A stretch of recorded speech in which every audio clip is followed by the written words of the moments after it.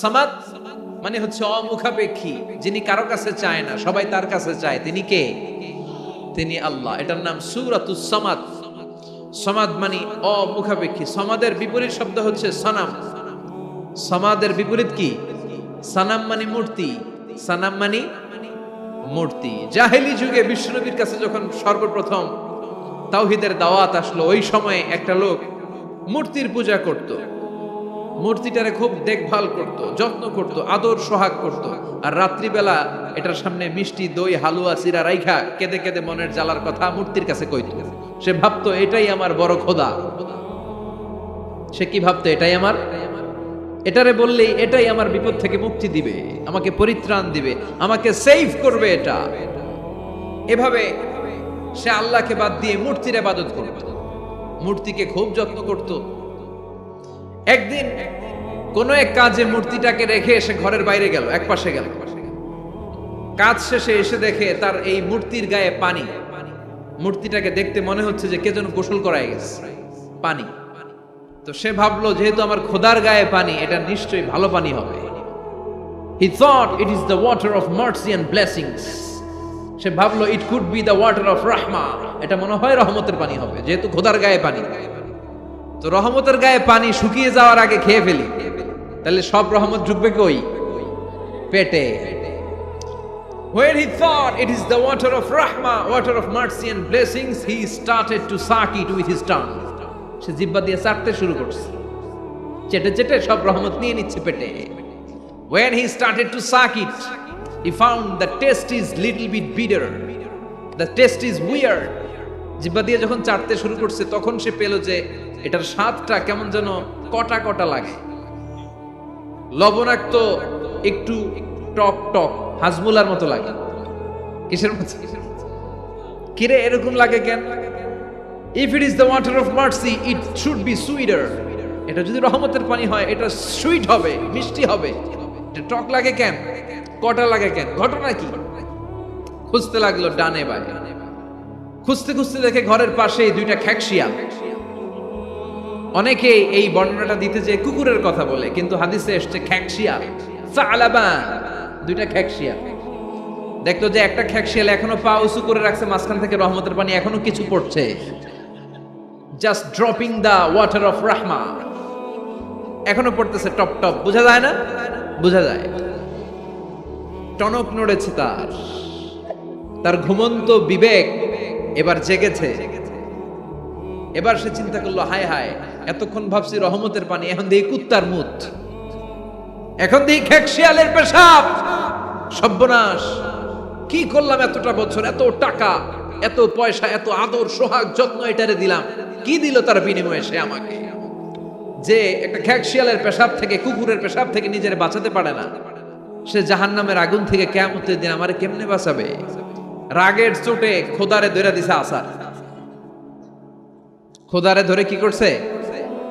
এক আসারে খোদার হাত পাও নাই, ভাঙ্গা খোদারে নিয়া দৌড়ে দৌড়ে বিশ্বনবীর কাছে এসেছে।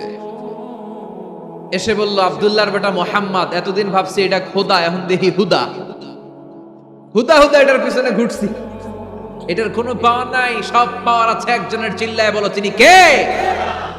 ঝিনুকের ভেতর লুকিয়ে থাকে যেমন মতি, ঝিনুকের ভেতর লুকিয়ে থাকে যেমন মতি, কালমা শাহাদাতে আছে আল্লাহর জ্যোতি, কালমা শাহাদাতে আছে আল্লাহর জ্যোতি। পড়েন পড়েন। ঝিনুকের ভেতর লুকিয়ে থাকে যেমন মতি, ঝিনুকের ভেতর লুকিয়ে থাকে যেমন মতি, কালমা শাহাদাতে আছে আল্লাহর জ্যোতি, কালমা শাহাদাতে আছে আল্লাহর জ্যোতি। সুবহানাল্লাহ পড়ে।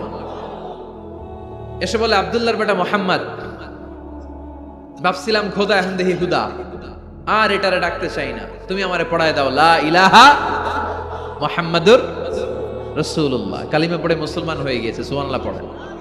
এজন্য এই সূরার একটা নাম হচ্ছে সূরাতুস সামাদ।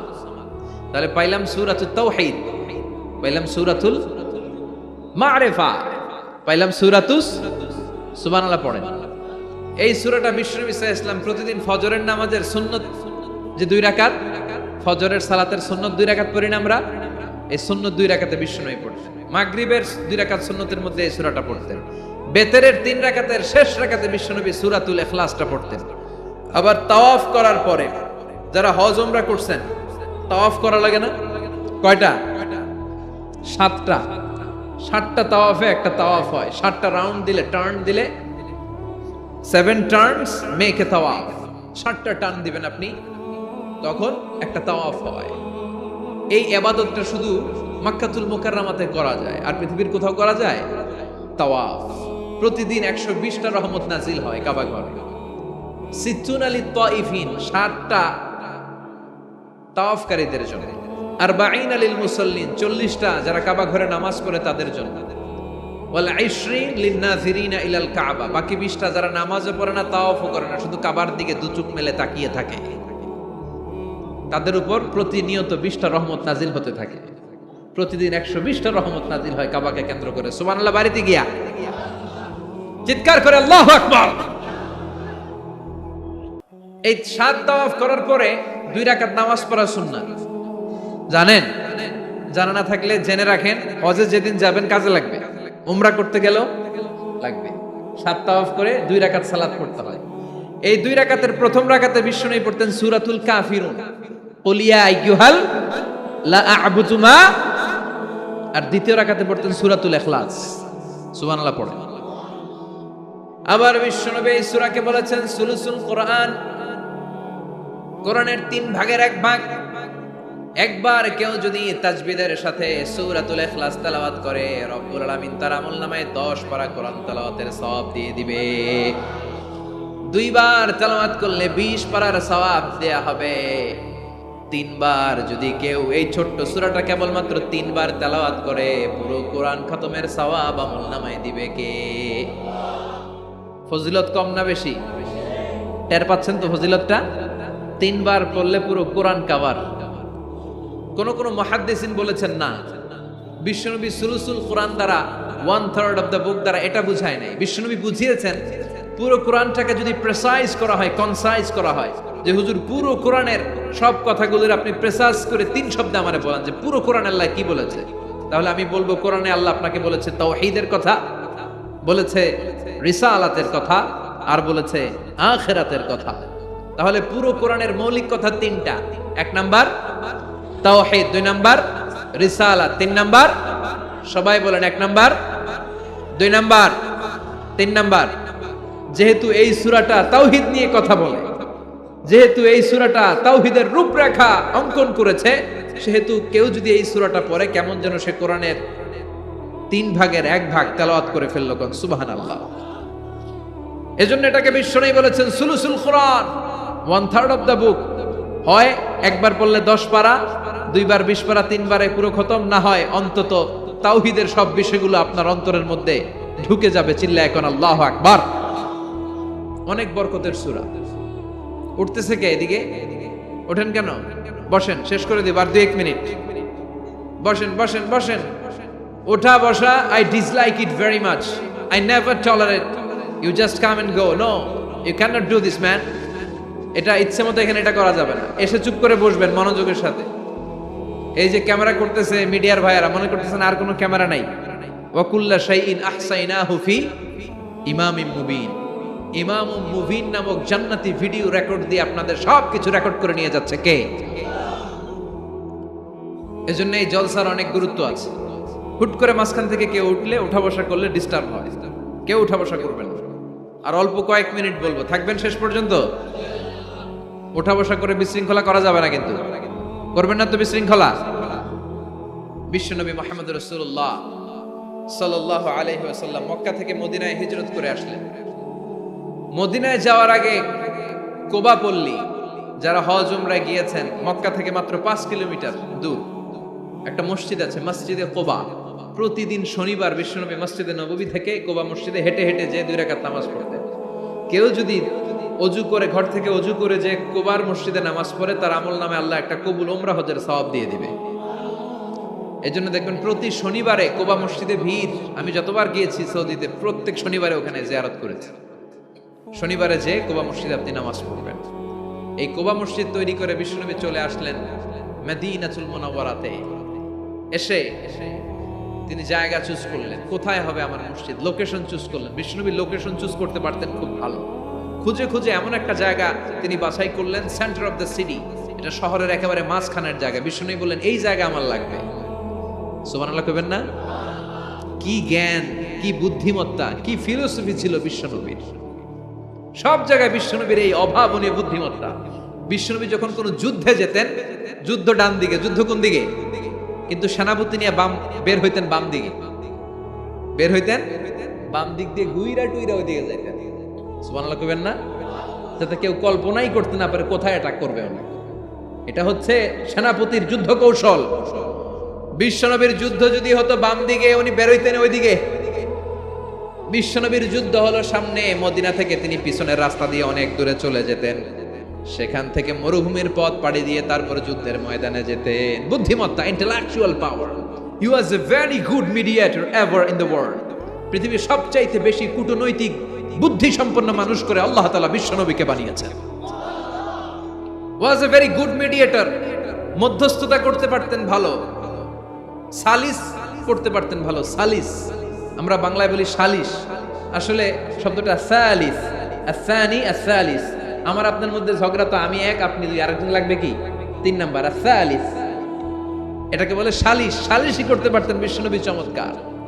স্বামী স্ত্রীতে ঝগড়া হইলে মিলাই দিতেন। কত ফাতেমা আর আলীর ঝগড়া মিলাই দিয়েছেন তার হিসাব নাই। সুবহানাল্লাহ কইবেন না? এমন কি, এই তোমরা চা নিয়ে কি শুরু করছো, এগুলা কে? এই ছেলেরা ভলান্টিয়ার বসো, সামনে দিয়ে যেতে না দেখি, চা খাওয়া খাই পরে, আগে কথা শুনো কোরআনের। হি ওয়াজ এ ভেরি গুড মিডিয়েটর, ভালো মধ্যস্থতাকারী ছিলেন। স্ত্রীদের মধ্যেও ঝগড়া লাগতো, বিশ্বনবীর স্ত্রীদের মধ্যেও খুনসুটি হতো, ঝগড়া মারামারি। বিশ্বনবীর একমাত্র ভার্জিন কুমারী স্ত্রী ছিল আয়েশা রাদিয়াল্লাহু তাআলা আনহা। ওনার বাড়িতে বিশ্বনবীর আরেক স্ত্রী, খুব সম্ভবত হাফসা বা সফিয়া, কোন বর্ণনা এসেছে পায়েস, কোথাও এসেছে ঝোলওয়ালা তরকারি হাদিয়া নিয়ে আসছে, যে এটা আপনারা দিলাম। আয়েশা তরকারি দেখে রেগে গেলেন, আমার ঘরে তরকারি দিছো কেন, আমি রাঁধতে পারি না? আমি নিজ হাতে রান্না করে বিশ্বনবীরে খাওয়াবো। রেগে মেগে তরকারির ঝোল নিয়ে সফিয়ার বা হাফসার গালের মধ্যে মেখে দিয়েছে। হাফসা যে বিশ্বনবীর কাছে বলি, ইয়া রাসূলুল্লাহ, কুমারী বউ তো আদর করছেন বেশি, লাই দিয়া কই তুলছেন দেখেন।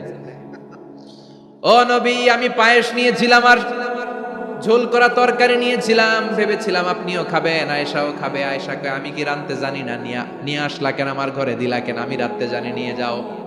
শুধু আমার তরকারিটা প্রত্যাখ্যান করে নাই, তরকারির ঝোল আর পায়েস দিয়ে আমার গালের মধ্যে কসমেটিক্স বানাইয়া দিছে। এই যে গাল দেখেন, দলিল নিয়ে আসছি, দেখেন কি করছে। বিশ্বনবীর পদ্ধতি ছিল, বিচার কেউ দিলেই he never take any action, he never react anymore. কখনো উনি অ্যাকশনে যেতেন না, উনি দুই পক্ষের কথা শুনতেন। সুবহানাল্লাহ পড়ে। আর আমাদের বিচার করতে গেলে একজনের কথা শুনে আরেকজনরে বাস আসরে নাই। বললেন আয়েশারে ডাকো, আয়েশা এমন করেছো? করেছি। কেন করেছি? বলে ইয়া রাসূলুল্লাহ, মাথাটা গরম ছিল, নিজেকে সামলাতে পারিনি গো নবী, সামলাতে পারিনি, আমি ভুল করেছি, আমি স্বীকার করলাম, মাফ করে দেন। বিশ্বনবী বললেন এবার ঠিক আছে, দুজনের কথা আমি শুনেছি, এবার আমার জাজমেন্ট হচ্ছে কিসাস, মানে যেমন করেছো তেমন, গুতা মারলে গুতা, ঘুষি মারলে ঘুষি, আঘাত করলে আঘাত, ঠিক কিনা? হাফসাকে তুমি যেমনি ঝোল মাখিয়ে দিয়েছো, হাফসা তুমিও বাটি থেকে ঝোল নিয়ে আয়েশার গালে পলিশ করে দাও। হাফসাও সুযোগ পাইয়া ঝোল নিয়ে মেখে দিছে। এবার দুইজনের গালে কসমেটিক্স। বিশ্বনবী মুচকি হাসলেন, আরশের উপর থেকে খুশি হয়ে গেল কে? এটা হচ্ছে বিশ্বনবীর বিচার করার বুদ্ধিমত্তা। হি ওয়াজ এ ভেরি গুড মিডিয়েটর। ঝগড়া লাগলেই, বুখারীতে একটা চ্যাপ্টার আছে, চ্যাপ্টারের নাম হচ্ছে ইযহাবু বিনা নুসলিহ বাইনাহুম। চ্যাপ্টারের নাম আমাকে নিয়ে চলো, আমি মিলাইয়া দিব। চ্যাপ্টারের নাম কি? আমাকে নিয়ে যাও, আমি মিলাইয়া দিয়ে আসবো। কত জায়গায় যে বিশ্বনবী যে মিলাইয়া দিয়ে আসতেন। মক্কা থেকে তিনি যখন মদিনায় এসেছেন, মদিনার দুইটা গোত্র ছিল, আউস আর খাজরাজ। এদের এই দুই গোত্রের মধ্যে 100 বছরের মারামারি, 120 বছরের যুদ্ধ, কেউ থামাতে পারে না। থামাতে পারবে কি করে? বাবা যখন মারা যায়, ছেলেরে বলতে আমারে মারছিল, তোরাও মারবি। কেউ যখন ইন্তেকাল করে ওসিয়ত করে যেত আমারে কোপাইছে তোরাও কোপাবি, কোপায়া সাইজ করে ফেলবি। তো সবাই সবার রাগ আর ঝাল মেটানোর জন্য এরকম ছেলে মেয়েদেরকে ওসিয়ত করে যেত যে এই যুদ্ধ যেন বন্ধ না হয়, আমার প্রতিশোধ তুই নিবি বাবা। এরকম ডাকাইতেছে লোক আছে না নাই? দাও দাও করে আগুন শুধু জ্বালাতে চায়। 120 বছরের যুদ্ধ কেউ থামাতে পারে না। বিশ্বনবী মক্কা থেকে মদিনায় হিজরত করলেন। মদিনায় যে উভয় পক্ষরে নিয়ে বসলেন, উভয় পক্ষের সব কথা শুনলেন। এরপরে কথা শোনার পরে মাত্র 7 দিনের ব্যবধানে বিশ্বনবী 120 বছরের যুদ্ধ মিটায় দিলেন। এতদিন পর্যন্ত নিয়ম ছিল আউসের কেউ খাজরাজের কোনো মেয়ে বিয়ে করে না, খাজরাজের কোনো ছেলে আউস থেকে মেয়ে নেয় না। ওদের আনন্দ ওদের মতো, এদের আনন্দ এদের মতো। এই মিলিয়ে দেওয়ার পর থেকে আউস আর খাজরাজের মধ্যে বিয়ে করানোর ধুম পড়ে গেল। এরা কুরবানির গোশত নিয়ে আউসের এরা খাজরাজের বাড়িতে দিয়ে আসে, খাজরাজের এরা আবার ওট জবাই করলে বড় রান দিয়ে আসে আউসের কাছে। সুবহানাল্লাহ পড়ে। বিশ্বনবী ছিলেন গুড মিডিয়েটর। তিনি মদিনায় লোকেশন খুঁজতেছেন, কোথায় হবে আমার মসজিদ নববী, যেটা হবে আমার ক্যান্টনমেন্ট, যেটা হবে আমার গণভবন, যেটা হবে আমার বাসভবন, যেখান থেকে আমি মিলিটারি সোলজার পাঠাবো অ্যাটাক করার জন্য, যেখানে হবে আমার জেলখানা, যেখানে হবে আল্লাহর কাছে সেজদা দেওয়ার জিকির করার জায়গা। চিল্লা এখন ঠিক কিনা? এখন মসজিদগুলোরে আমরা মনে করছি শুধু ইবাদতের জায়গা। এই মসজিদ কেন্দ্রিক সব হতে হবে। আপনি গোটা বিশ্ব দেখেন, বাংলাদেশের ছোট্ট একটা চিপার মধ্যে একটা মসজিদ দাঁড় করা হয়েছে। মসজিদ হবে অনেক বড় এরিয়া নিয়ে, পার্কিং লট থাকবে বড় বড়। মসজিদের একতলায় থাকবে কমিউনিটি সেন্টার, এক জায়গায় থাকবে হিজামা সেন্টার, এক জায়গায় থাকবে রুকিয়া সেন্টার, আরেক জায়গায় খতিব সাহেব সোশ্যাল কাউন্সিলিং করবে। যুবকদের কি সমস্যা, নারীদের কি সমস্যা, বিধবাদের কি সমস্যা, কার কি মাসালা জানার আছে, লিগ্যাল অপিনিয়ন জানার আছে, খতিব সাহেব সোশ্যাল কাউন্সিলিং করবে। চিল্লা এখন ঠিক কিনা? এইভাবে গোটা বিশ্বব্যাপী মসজিদ কেন্দ্রিক কাজ হয়। এদেশের মসজিদে শুধু নামাজ আর কিছু নাই, কিন্তু মসজিদ উঠবেন। আপনি অনেক কষ্ট করেছেন, লম্বা সময় আপনি ছিলেন, আপনি আরো আগে ছুটে নেওয়ার দরকার ছিল। আল্লাহ আপনাকে কবুল করুক। আরো জোরে পড়েন আমিন। বিশ্বনবী শুনতেছেন? মনোযোগ আসছে না গেছে? তাকবীর দেন, লিল্লাহে তাকবীর। বিশ্বনবী লোকেশন তালাশ করতেছেন, কোথায় বানানো যায় মসজিদ নববী। খুঁজতে খুঁজতে এমন জায়গা বিশ্বনবী চয়েস করলো, এটা ছিল ছাগল ঘোড়া এগুলোর আস্তাবল, কিছু জায়গায় খেজুর গাছের ভাঙা ক্ষেত, আর কিছু জায়গায় কাফির মুশরিকদের কবরস্থান। এখন এই জায়গায় মসজিদ করা তো কঠিন। বিশ্বনবী বললেন, না, আমার নজর এক জায়গায় যদি পড়ে ওইখান থেকে আমি ফিরাই না সহজে, ট্রাই করো, এটাই আমার লাগবে মসজিদে নববী। বিশ্বনবী বললেন, ছাগল গরুর আস্তাবলকে সমান করো, খেজুর গাছ ভাঙা যেগুলো আছে খেজুর গাছগুলোরে কেটে ফেলো, কাফের মুশরিকদের যত কবরস্থান আছে কবরস্থান থেকে হাড্ডি গুড্ডি এখান থেকে নিয়ে অন্য জায়গায় দাফন করো। সুবহানাল্লাহ। মসজিদে নববী শুরু হয়ে গেল। নিজ হাতে পাথর কেটে কেটে তিনি মসজিদে নববী বানালেন। আর এর আগে যেটা বানায় আসছে ওটার নাম মসজিদে কুবা। ওটার নাম কি? আমার দিকে তাকান সবাই, এদিকে সোজা সোজা। মসজিদে কুবা। আপনাদের এলাকায় অনেক জায়গায় আছে না মসজিদে কুবা? কুমিল্লাতে একটা আছে, আছে না? 2 জায়গায়। এই মসজিদে কুবাতে বিশ্বনবী সাল্লাল্লাহু আলাইহি ওয়াসাল্লাম এক সাহাবাকে ইমাম বানায় দিয়ে আসলেন। উনি ইমামতি করে ওই মসজিদে, আর বিশ্বনবী ইমামতি করে মসজিদ নববীতে। মসজিদে কুবার যে ইমাম, তিনি প্রতি রাকাতে জাহারি কেরাতে, মানে মাগরিব এশার ফজরের সালাতে প্রত্যেক রাকাতে সূরা ফাতিহার পরেই এই সূরা ইখলাস পড়ে। শুনতেছেন? প্রত্যেক রাকাতে সূরা ফাতিহার পরে কি পড়ে? ইখলাস। মাগরিবের প্রথম রাকাতেও ইখলাস, দ্বিতীয় রাকাতেও ইখলাস, এশার প্রথম রাকাতে ইখলাস, দ্বিতীয় রাকাতেও ইখলাস। ইখলাস পরে এরপর অন্য একটা সূরা পড়ে, কিন্তু শুরু করে ইখলাস দিয়ে। ফজরের প্রথম রাকাতেও ইখলাস, দ্বিতীয় রাকাতেও।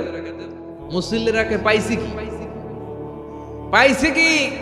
খালি ইখলাস, খালি ইখলাস। যে ধরছে, আপনি পাইছেন কি বলেন? ইমাম সাহেব বলে, কিছুই পাই নাই, আমার মন চায় আমি পড়ি, তোর মন চাইলে তুই পড়, নাইলে যা। তোর কমিটির সভাপতি সেক্রেটারি এই মসজিদের ইমাম হিসেবে আমার নিয়োগ দেয় না, নিয়োগ দিছে বিশ্বনবী। আমার নিয়োগ যদি বাতিল করতে হয় লাগবে বিশ্বনবীরে তুই ভাগ। তোমার মনে চাইলে পড়ো, নাইলে অন্য মসজিদে পড়ো, যাও মিয়া। এটা তো সভাপতির সেক্রেটারির নিয়োগ দেয়া মসজিদ না, এটা নিয়োগ দিয়েছে বিশ্বনবী, ঠিক কিনা? নিয়োগ বাতিল করলেও কে করবে? বিশ্বনবী। সবাই বিশ্বনবীর কাছে যে বললো, ইয়া রাসূলুল্লাহ, এমন মুসল্লি, এমন ইমাম আপনি দিয়ে আসছেন, উনি ইখলাস ছাড়া আর কিছু পড়ে না। বিশ্বনবী বললেন, তাই নাকি? এমন করে কেন? ডেকে আনা হলো। বিশ্বনবী বললেন, ওরে সাহাবী, ঘটনা কি হাসা? কয় হাসা। প্রতি রাকাতে সূরা ইখলাস পড়ো, তোমার কি কোরআন থেকে অন্য কোন সূরা মুখস্থ নাই? সাহাবী বলে, নবী, সব মুখস্থ আছে, কিন্তু এই সূরাটা আমার পড়তে ভালো লাগে, কারণ ফিহি সিফাতুর রহমান, এই সূরার ভেতরে আমার আল্লাহর পরিচয় আছে গো নবী।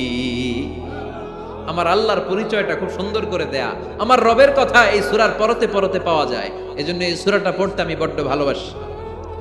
বিশ্বনবী বললেন, ইমামতি যাবে না, তোরটা পার্মানেন্ট হয়েছে। আল্লাহু আকবার।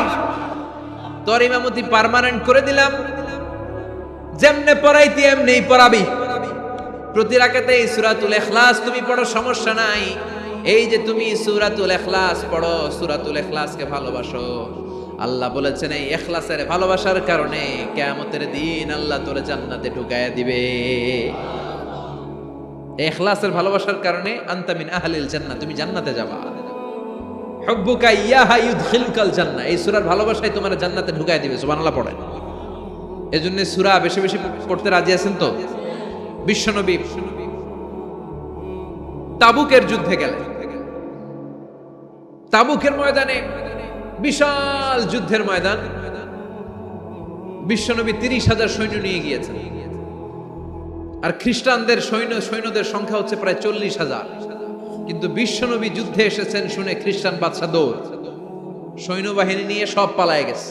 যুদ্ধ ছাড়াই বিশ্বনবীর বিজয় দিছে কে? বিশ্বনবী তো মহা খুশি, আল্লাহর শুকরিয়া আদায় করলেন। যুদ্ধের ময়দানে বিশ্বনবী দাঁড়িয়ে আছেন, হঠাৎ দেখলেন সাইয়েদনা জিবরাইল আকাশ থেকে জমিনে নেমে আসছে। জিবরাইলকে আল্লাহ তাআলা 600 পাখা দিয়েছিলেন। সহিহ মুসলিমের বর্ণনা, রাআ রাসূলুল্লাহ জিবরিলা ওয়া লাহু 600 জানাহ। 600 পাখা। কয়শো? 600 পাখা মেলে সাইয়েদনা জিবরাইল নেমে আসছেন। ওনার পাখার কারণে সূর্যের আলো পৃথিবীর মধ্যে পড়তে বাধা সৃষ্টি হচ্ছে। অন্ধকার দেখে বিশ্বনবী তাকিয়ে দেখে জিবরাইল একা না, জিবরাইলের সাথে হাজার হাজার ফেরেশতার বহর। বিশ্বনবী বললেন, কত ফেরেশতা এসেছে? কয় 1,40,000।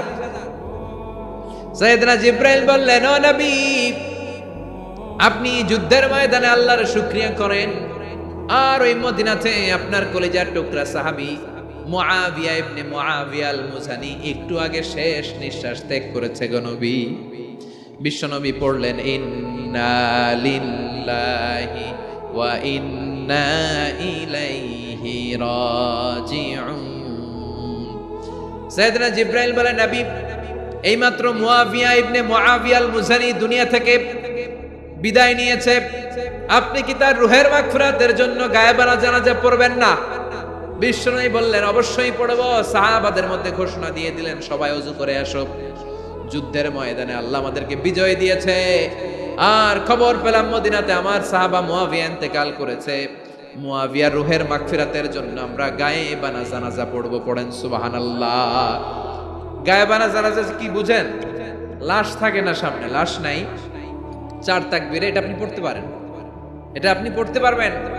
লাশ নাই, কিন্তু তার জন্য দোয়ার জন্য পড়তে পারবেন। জানাজা মানি দোয়া, দোয়া লিল মাইয়িত। 4টা তাকবীর আপনি অনেক দোয়া করছেন এই মরা লাশের জন্য, এটা তো অর্থ তো বোঝে না, এইজন্য জানাজার পরে আবার হাত তুলে দোয়া করা লাগে আমাদের, কারণ কি দোয়া করছে এটা বুঝি নাই। বুঝলে কিন্তু আর লাগতো না, ঠিক কিনা? বিশ্বনবী সাহাবাদের নিয়ে দাঁড়ালেন, লম্বা লম্বা কাতার হলো। সাহাবীদের কাতারের শেষে সাইয়েদনা জিবরাইল 1,40,000 ফেরেশতাদেরকে নিয়ে জানাজায় শরীক হলেন। বিশ্বনবী 4 তাকবীর দিয়ে জানাজা পড়লেন, আল্লাহু আকবার, আল্লাহু আকবার, আল্লাহু আকবার, আল্লাহু আকবার। 4টা তাকবীরের মধ্য দিয়ে জানাজা শেষ করলেন। বিশ্বনবী তাকিয়ে দেখে সাহাবাদের পেছনে 1,40,000 ফেরেশতা দাঁড়িয়ে জানাজায় শরীক হয়েছে। বিশ্বনবী বললেন, জিবরাইল, কোনদিন তো এত ফেরেশতা নিয়ে কারো জানাজায় শরীক হতে দেখি নাই। ঘটনা কি? কি এমন আমল ছিল আমার মুআবিয়ার, যে আমলের কারণে মুআবিয়ার নামটা আল্লাহর আরশে চলে গিয়েছে? 1,40,000 ফেরেশতার বহর নিয়ে তুমি জানাজায় শরীক হয়েছ। কি এমন গোপন আমল ছিল আমার মুয়াবিয়ার, আমারে বলো। সাইয়েদনা জিব্রাইল বললেন, নবী আপনার মুয়াবিয়া বিশেষ একটা আমল করত। বিশ্বনবী বললেন, কি সেটা? সাইয়েদনা জিব্রাইল বলে, আপনার এই সাহাবী কাইমান আও কাঈদান, জালিসান আও মাশিয়ান, উঠতে বসতে চলতে ফিরতে সব সময় আপনার এই সাহাবী পড়তে থাকতো, কুল হুয়াল্লাহু আহাদ আল্লাহুস সামাদ লাম ইয়ালিদ ওয়া লাম ইউলাদ ওয়া লাম ইয়াকুল লাহু কুফুয়ান আহাদ। পড়েন সুবহানাল্লাহ। উঠতে বসতে চলতে ফিরতে সব সময় এই সাহাবীর একটা অভ্যাস ছিল, উনি কুল হুয়াল্লাহু আহাদের উপর আমল করত। বেশি বেশি সূরাতুল ইখলাস পড়তো। পড়তে রাজি আছেন? আজ থেকে বেশি বেশি সূরাতুল ইখলাসের উপর আমল বাড়ানোর দরকার আছে না নাই? বিশ্বনবী প্রতিদিন সকালবেলা সন্ধ্যাবেলা ওয়া ইনদামা ইয়াযহাব ইলা ফিরাশি, আর রাতে যখন বেডে ঘুমাতে যেতেন হাত দুইটা এরকম করতেন, করে তিনি সূরাতুল ইখলাস পড়তেন, সূরাতুল ফালাক পড়তেন, সূরাতুন নাস পড়তেন। এই তিনটা সূরা পড়তেন। এই তিনটা সূরাকে একসাথে বলে তিন কুল। কি বলে? কুল আস-সালাসা। কারণ এই তিনটা সূরার শুরুতে কুল আছে না নাই? তিন কুল পড়ে বিশ্বনবী হাতের মধ্যে ফু দিতেন। ফু দিয়ে মাথা থেকে শুরু করে মুছতে মুছতে মুছতে মুছতে পা পর্যন্ত মুছতেন, হাত মুছতেন, সারা দেহের যতটুকু সম্ভব বিশ্বনবী সারা দেহের মধ্যে এই তিন কুল পড়া হাত দুইটা দিয়ে সারা দেহের মধ্যে বিশ্বনবী হাত বুলিয়ে দিতেন, মেসেজ করে দিতেন সুবহানাল্লাহ। সকালে সন্ধ্যায় আর রাতের বেলা বিছানায় গেলে। এটা protection from all the bad আইস। যত হিংসুক চক্ষু আছে, যত ভূত পেতনি আর শয়তানের অনিষ্ট আছে, সব থেকে আপনাকে রক্ষা করবে কে? এজন্য প্রতিদিন এগুলো পড়বেন। কি কি পড়বেন? এরকম হাত দুইটা মিলায়া সূরা ইখলাস, সূরা ফালাক, সূরা নাস, তিনটার বলে একসাথে তিন কুল। কি বলে? আজকে থেকে এটার আমল করা যাবে। মা আয়েশা যখন অসুস্থ হতেন বিশ্বনবীর কাছে যে বললেই বিশ্বনবী বলতেন, আয়েশা হাত দুইটার একসাথে করো, সূরা ফালাক পড়ো, ইখলাস পড়ো, নাস পড়ো, ফু দাও আর সারা দেহে মেসেজ করো। সুবহানাল্লাহ পড়েন। বিশ্বনবী একবার সেজদায় আছেন। কিসে আছেন? চিল্লায় কোন? সেজদা অবস্থায় লাদাগাতহু আকরাব, একটা বিচ্ছু পোকা এসে বিশ্বনবীর হাতের মধ্যে কামড় দিয়েছে। বিচ্ছু কামড় দিলে খুব আরাম লাগে না? হ্যাঁ, বিষাক্ত, পয়জনাস, ভেনামাস। বিশ্বনবী ব্যথা পাচ্ছেন, প্রচন্ড ব্যথায় বিশ্বনবী অস্থির। বিশ্বনবী বললেন, লা'নাতুল্লাহি আলাল আকরাব, এই বিচ্ছুর উপর আল্লাহর লানত। এটা মুসল্লিও চিনে না, নবীও চিনে না, কোন জায়গায় কামড় দিতে হবে এটাও জানে না। কিন্তু কামড় দিয়েছে, ব্যথায় কাতরাচ্ছে। বিশ্বনবী বললেন, লবণের পানি গরম দাও, আঙ্গুলের উপরে ঢালো। লবণের পানি গরম দিয়ে আঙ্গুলের উপরে ঢালতে শুরু করে দিল। বিশ্বনবী পড়তে আরম্ভ করলো, কুল হুয়াল্লাহু আহাদ আল্লাহুস সামাদ লাম ইয়ালিদ ওয়া লাম ইউলাদ ওয়া লাম ইয়াকুল লাহু কুফুয়ান আহাদ। পড়েন সুবহানাল্লাহ। এজন্য ব্যথা পেলে, সাপে কামড়ালে, বিচ্ছু কামড়ালে, বল্লা কামড়ালে, মধুপোকা কামড়ালে কি করবেন? সূরা ইখলাস, সূরা ফালাক, সূরা নাস। আবার বলেন, সূরা ইখলাস, সূরা ফালাক, সূরা পড়ে ফু দিবেন। আর রাত্রিবেলা সকালবেলা ঘুমোতে যাওয়ার আগে হাতের মধ্যে ফুল দিয়ে সারা দেহে মেসেজ। মনে থাকবে না? মাহফিল শেষ, ওয়াজও শেষ, মনে থাকবে তো? আল্লাহ বললেন, কুল হুয়াল্লাহু আহাদ। নবী আপনি বলেন, আল্লাহ একজন, এক এবং অদ্বিতীয়। আমাদের আল্লাহ কয়জন? একজন হওয়াতে আমাদের জন্য লাভ না লস? কেমনে লাভ? তিনজন চারজন হইলে কইতাম আমগো আল্লাহ চারজন। হ্যাঁ,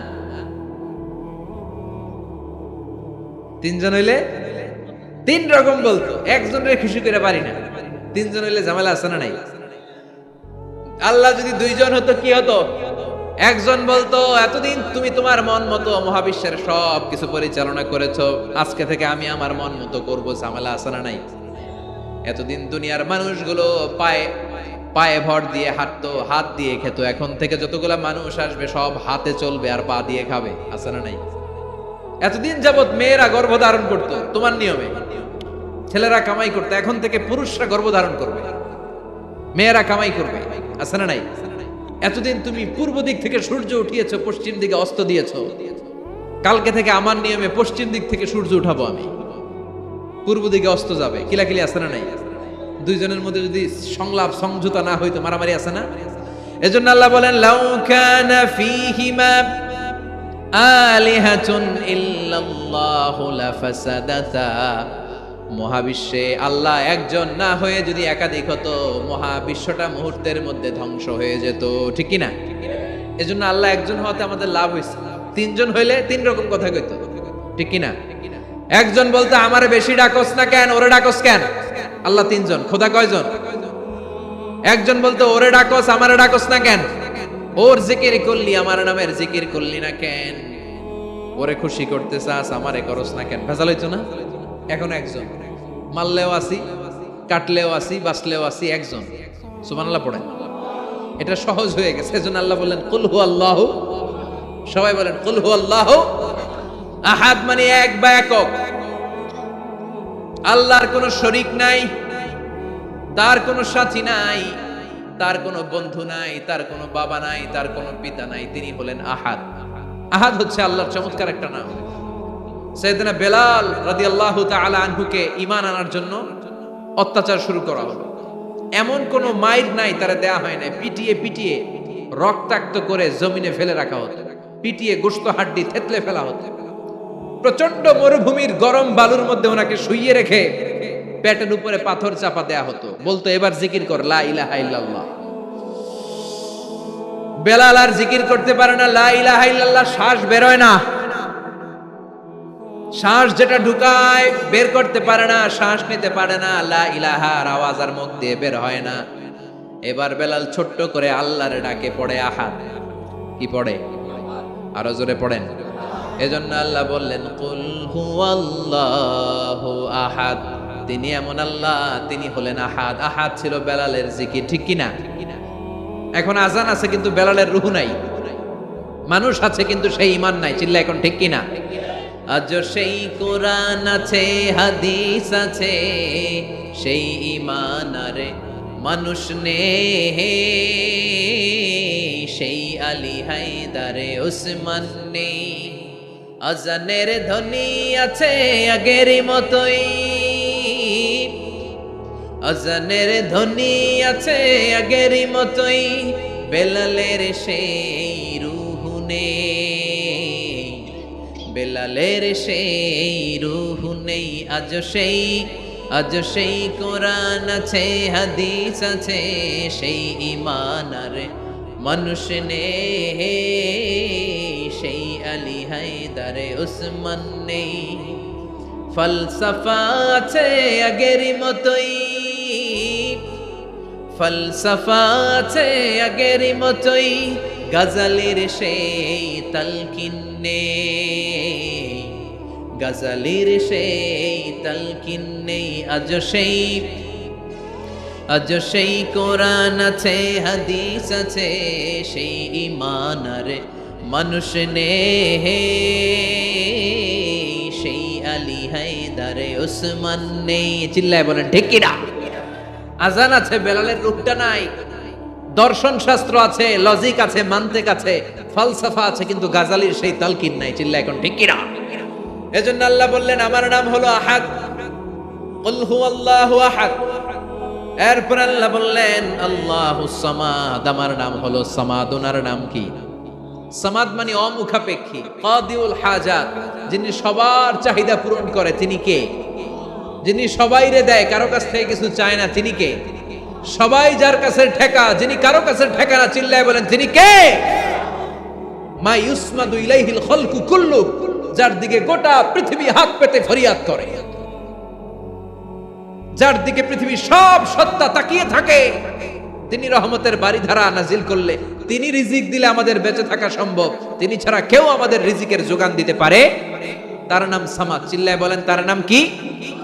আল্লাহ ডেকে বলে গোলাম লাউ আন্না আউওয়ালাকুম ওয়া আখিরাকুম ওয়া ইনসাকুম ওয়া জিন্নাকুম, তোমাদের শুরু থেকে শেষ পর্যন্ত, আদম থেকে শেষ পর্যন্ত যত লক্ষ কোটি মানুষ দুনিয়ায় আসবে, সবগুলো মানুষ বিশাল এক মরু প্রান্তরে দাঁড়িয়ে যদি আমি আল্লাহর কাছে চাইতে শুরু করে দাও, সবাই যদি আল্লাহর কাছে মনের সব চাওয়াগুলো বলে, আল্লাহ আমারে বাড়ি দাও, আমারে গাড়ি দাও, নারী দাও, এটা দাও, ওটা দাও, আমারে সব দাও, আল্লাহ সবাইকে সব যদি দান করে দেয়, আল্লাহর ক্ষমতার 1 ইঞ্চিও কমবে না, আল্লাহর ধনভাণ্ডারের 1 ইঞ্চিও ঘাটতি হবে না। সুবহানাল্লাহ পড়েন।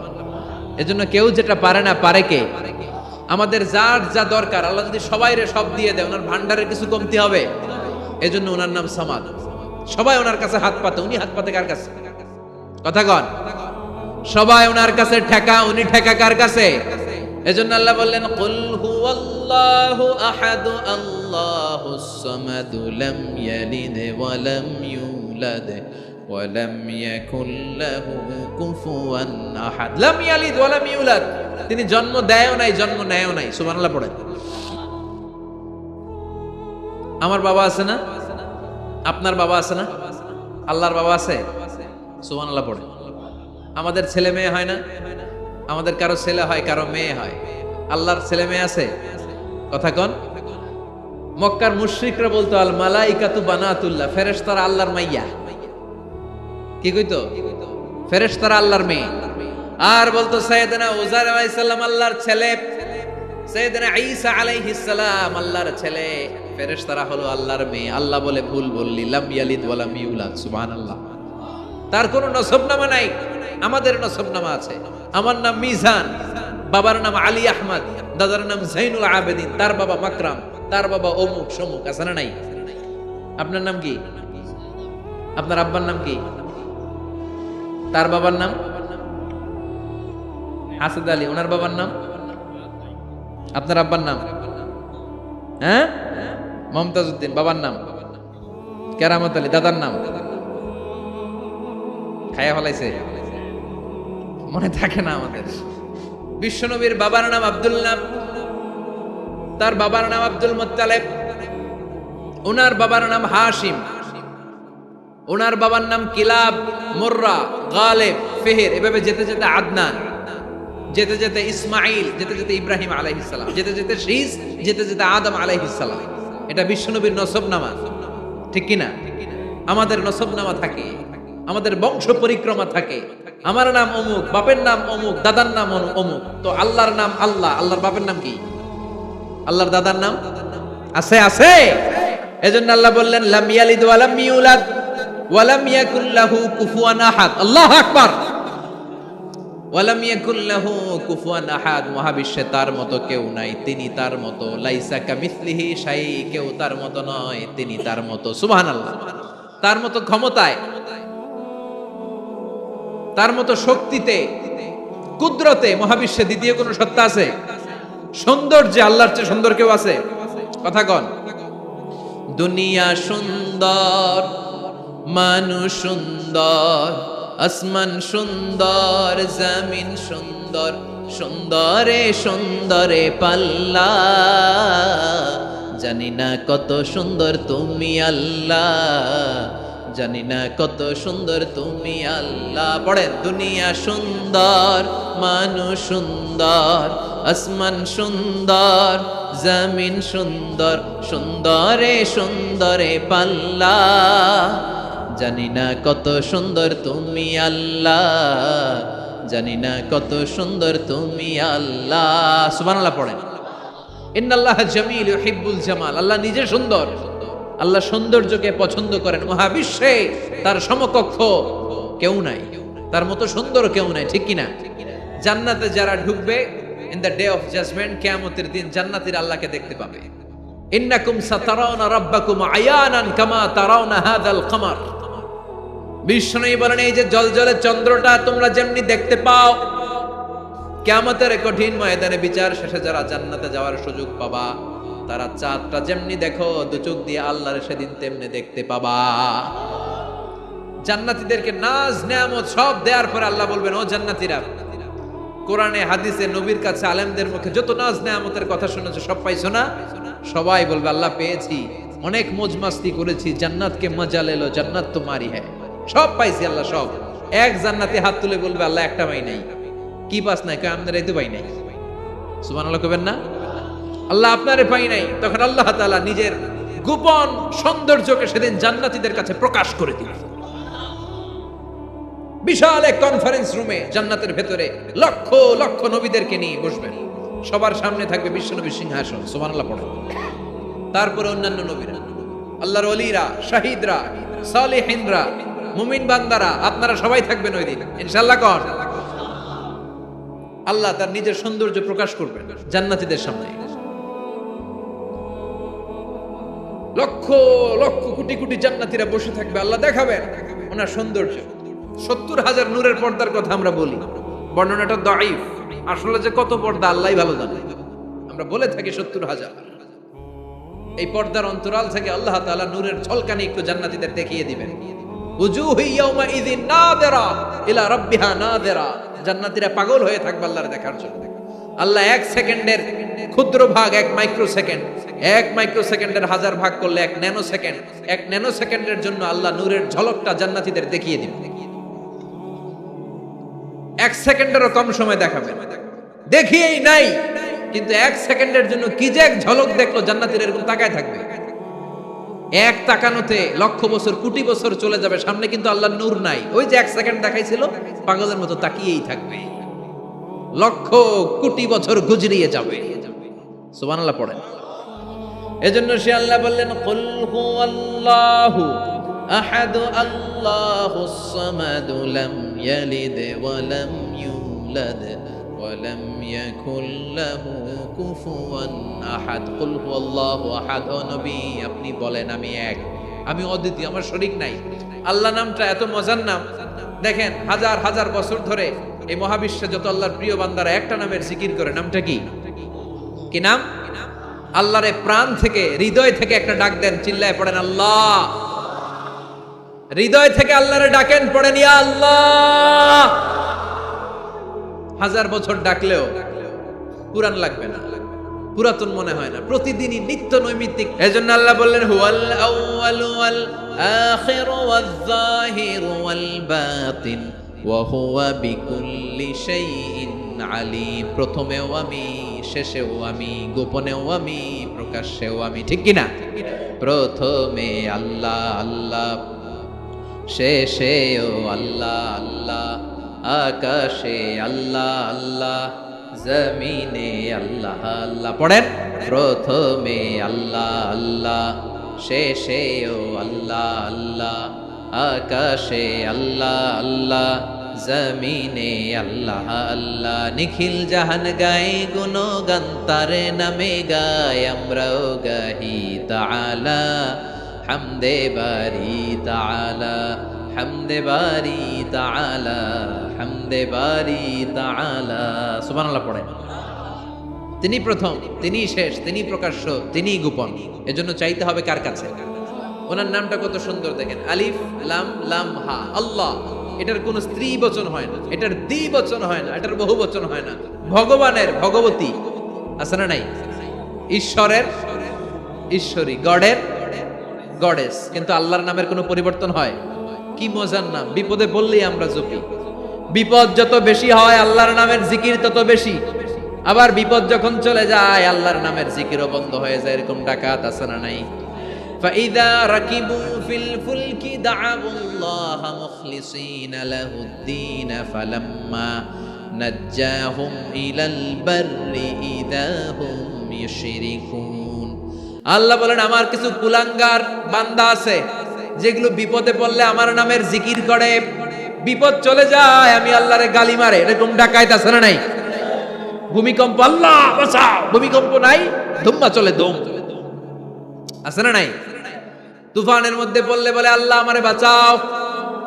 বজ্রপাতের মাঝখানে পড়লে আল্লাহরে ডাকে, আল্লাহ তুমি আমারে বাঁচাও। বজ্রপাত নাই, আল্লাহও নাই। এরকম ডাকাইত আছে না নাই? এটা হচ্ছে মুনাফিকদের কারবার। মুমিনরা সবসময় জিকির করে একজনের, তিনি কে? এজন্য সূরাতুল ইখলাসের প্রথম আয়াত থেকে শিক্ষা হচ্ছে কুল হুয়াল্লাহু আহাদ। হে নবী আপনি বলেন আল্লাহ একজন, আমরা একজনের কাছে চাবো। আমরা একজনের কাছে মনের জ্বালা, যন্ত্রণা, আকুতি, চাহিদা সব পেশ করব। আমাদের মনের যা চায় সব দিলেও তার ঘাটতি হবে না। চিল্লা এখন ঠিক কিনা?